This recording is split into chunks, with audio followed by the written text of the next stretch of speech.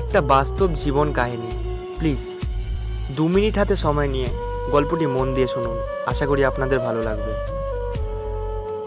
2 সপ্তাহ আগে আমার গার্লফ্রেন্ডের বিয়ে ছিল, কিন্তু বিয়েটা হয়নি। কারণ বিয়ের দিন আমি ওকে তুলে নিয়ে এসেছিলাম এবং কোর্ট ম্যারেজও করে ফেলি দুজন। আমার বাবা মা বিষয়টি মেনে নিল না, বিধায় আমাদের বাসা থেকে বের করে দিল। অসহায় ঘুরছিলাম দুটি প্রাণ। আমি ভাবলাম যত কষ্ট হোক মেঘাকে একটা থাকার ব্যবস্থা আমাকে করে দিতেই হবে। হাতে কিছু টাকা ছিল, ওই টাকা দিয়ে একটা মহিলা মেসে তুলে দিলাম। আমার কাছে প্রায় সব টাকাই শেষ। কথায় আছে, বিপদে পড়লে বন্ধু চেনা যায়। একজনও পাশে এসে দাঁড়ায়নি আমার। কি না করেছি তাদের জন্য। যাই হোক, এটাই হয়তো পৃথিবীর নিয়ম। বড্ড স্বার্থবাদী এই পৃথিবীটা। এদিকে রাত বেড়ে গেল, হাতে 1 টাকাও নেই। শখের মোবাইলটা বিক্রি করে দিলাম। টাকা হাতে আছে, কিন্তু খেতে ইচ্ছা করছে না। ভাবলাম আমি যদি একটু কষ্ট করি তাহলে হয়তো মেঘা ভালো থাকবে। এর মধ্যে অন্তত আকাশের ওপর ছাদটা তো পাবো। তাই বলে একটা মেস ভাড়া নিলাম। খুব কষ্টের একটা হোটেলে ওয়েটারের চাকরি পেলাম। নিজেকে প্রশ্ন করলাম, টাকাই কি সব কিছু?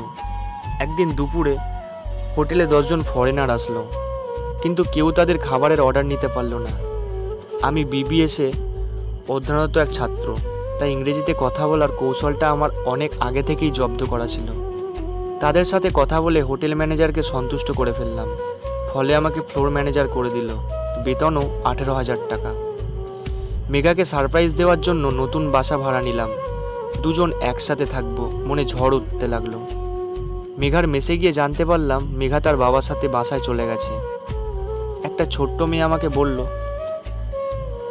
মেঘা আপনাকে এই চিঠিটা দিয়েছে। চিঠিটা এমন ছিল, শুনুন। আশিক, যখন তুমি আমাকে বিয়ে করে সুখী করতে পারবে না, তবে কেন আমার সুখের রাজ্য থেকে নিয়ে এসেছিলে তুমি?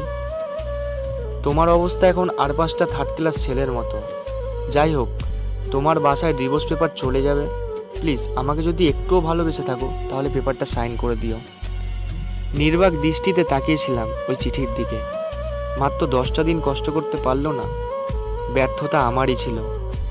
আমি একটা অপদার্থ ছেলে। মেঘাকে ভালোবেসে নিজের জন্মদাতা পিতামাতাকে ছেড়ে চলে এসেছিলাম।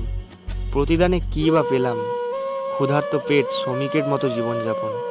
আজ সেই মেয়েটির বিয়ে, শুনছি নাকি ছেলের অনেক টাকা। টাকার ভিড়ে হয়তো বা চাপা পড়ে যাবে আশিকি ছেলের নামে ছেলেটার আর্তনাদ।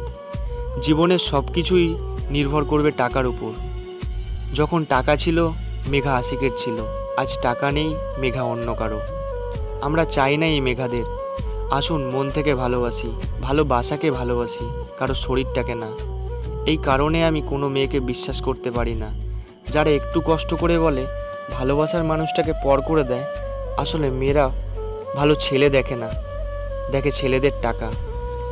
100% মেয়ে মধ্যে 99% মেয়ে খোঁজে শুধুমাত্র টাকা, ভালো মনের মানুষ খোঁজে না। শুনেছি নাকি টাকা না থাকলে ভালোবাসা জানলা দিয়ে পালিয়ে যায়। আসলে কি কথাটা ঠিক? এই গল্পটি কেমন লাগলো কমেন্ট করে জানাতে ভুলবেন না।